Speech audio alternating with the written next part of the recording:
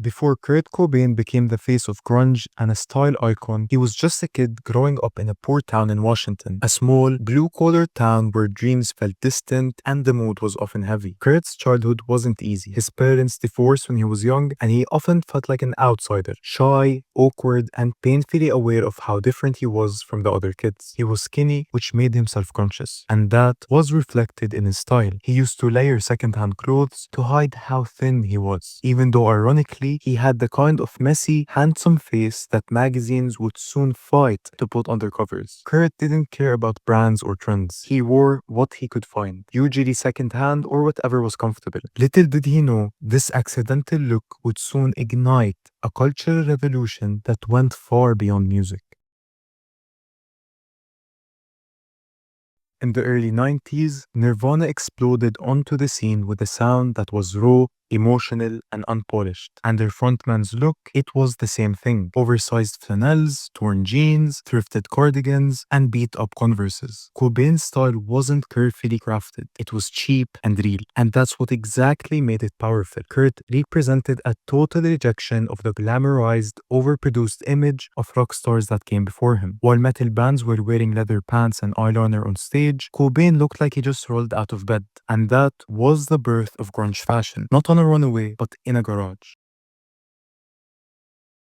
What made Cobain's style hit even harder was the emotional honesty behind it. It wasn't about looking good. It was about not caring. It was anti-fashion, and that, ironically, ended up reshaping fashion altogether. Now, let's break down exactly what made Kurt Cobain's style so instantly recognizable. At first, we have the cardigans and oversized sweaters. Probably the most iconic piece, the beat-up baggy cardigan. Think of that fuzzy green one he wore during Nirvana's MTV Unplugged show. A sweater so legendary it later sold at an auction for over $300,000. These sweaters weren't designer. They were thrift store finds, often moth-eaten, stretched out with holes and stains that Kurt didn't even bother to hide. They perfectly captured his perfectly imperfect vibe. As for the tops, it was usually a faded band tee or a worn-out graphic t-shirt. He would layer multiple shirts at once, partly to hide how skinny he was, but also because he just liked that look. It was cheap and felt lived in. And then we have the ripped baggy jeans. If you spotted Kurt off stage, odds are he was wearing loose, shredded jeans. The more torn up,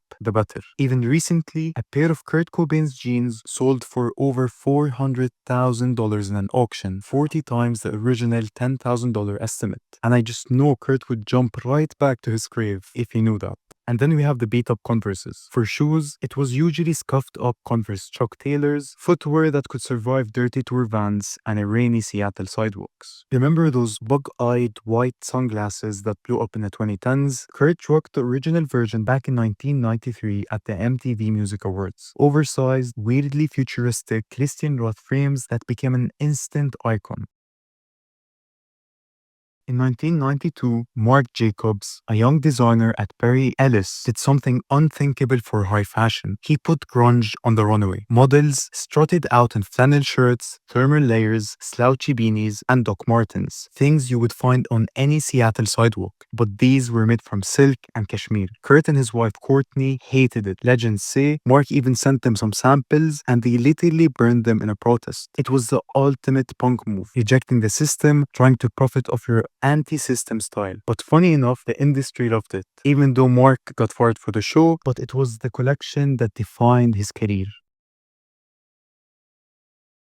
Kurt Cobain, the same guy who hated mainstream consumerism and burnt Marc Jacobs' designer sample, is now everywhere, even on racks at H&M. Fast fashion giants like H&M, Urban Outfitters, and Forever 21 have cashed in big time by selling Nirvana tees. Shirts plastered with that iconic smiley face logo, distressed flannel shirts inspired by the Seattle thrift shops, and ripped jeans that come pre-destroyed. Fast fashion brands have tapped into that raw, effortless grunge aesthetics because it sells and because it resonates with generations who want style that feels authentic and is still affordable. It's kinda ironic. A style that started as an anti-corporate, anti-mainstream statement has become a massive commercial success story. Kurt's fashion impact went way deeper than ripped jeans. He wasn't just rejecting materialism, he was rejecting the macho rockstar culture. Kurt was openly feminist when few male rock stars were. He hated homophobia and toxic masculinity. He would step up on a stage in floral dresses or leopard print coats for the sole reason to mess with people's expectations. He softened the tough rebel image from the inside out. And you can definitely see his impact when artists like Kid Cudi wore a dress on SNL. This video is brought to you by Siegs, the #1 best-selling mock-up pack used by over 25,000 clothing brands. From vector packs to pattern packs to manufacturer lists, all designed to help you produce the best pieces for your brand. Remember those white Christian Roth sunglasses that Kurt wore at the 1993 MTV Awards? Well, in 2018, they came back as cloud goggles. You've seen them on everyone, from Playboy Carti to Lil Uzi Vert. It's just another sign that Kurt's laid-back, rebellious vibe keeps echoing through music and style, even decades later. And high fashion never stopped eating it up either. Gucci, Raf Simons, and Vitamins, they've all done runways that felt like they raided Cobain's closet. The iconic ripped knits, floral dresses for men, shredded jeans, and the fuzzy cardigans. Even luxury brands he probably would have rolled his eyes at, like Vitamins, are dropping $1,000 versions of that same ratty green cardigan he wore for Nirvana's MTV Unplugged performance. But the influence didn't stop on the runway. You see it on stage today. Artists like Kid Cudi straight up honored Kurt by wearing a floral dress on SNL. Post Malone live streamed a whole Nirvana tribute set wearing a floral dress, basically Kurt's uniform. And contemporary punk artists like MGK and Youngblood channel it too. Chip nail polish, ripped jeans, and that raw, messy look that Kurt made iconic. Most music subcultures have evolved.